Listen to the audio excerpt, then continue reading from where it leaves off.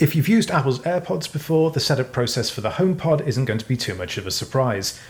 Hold your iPhone nearest the speaker and you'll see it pop up here at the bottom. Choose Setup and you can choose which room you want the HomePod to be set up in. Now, personal requests is going to be one of the more controversial features.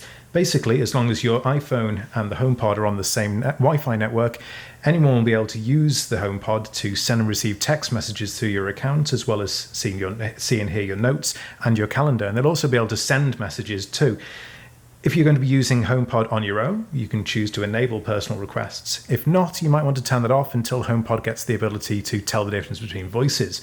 You can always turn it off later on if you decide you don't want to take that risk. Siri on HomePod is much as you would agree when you first set up an iPhone, just to let it know that you're okay with it doing server-side processing, and then you need to give it access to all of your accounts and settings. Now, this basically sends over not only the Wi-Fi details to the account that you're using to save you having to put in pick the right network and put in your Wi-Fi password, but it also takes your Apple Music subscription details, all of your Siri settings, and any other settings that HomePod needs in order for it to get online and get access to Apple Music streaming services. This is also where it gets access to HomeKit as well, the home automation system that Apple uses.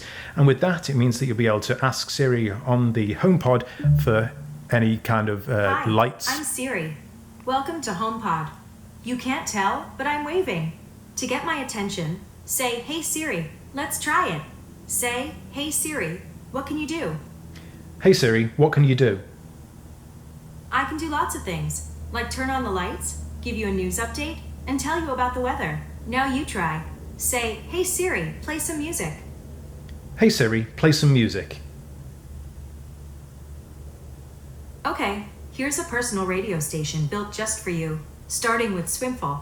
Remember, anytime you have a question, just say, "Hey Siri."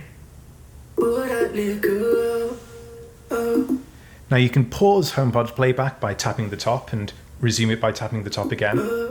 And you can control volume either by asking HomePod or by tapping the illuminated buttons on the very top there on the touch panel. And that's basically it. That's setting up HomePod from scratch. It takes just a few seconds, and it's all thanks to Apple's clever W1 Bluetooth chip and some proximity things with Bluetooth 5.0. We'll have a full review of HomePod very soon. Thanks very much for watching this setup video.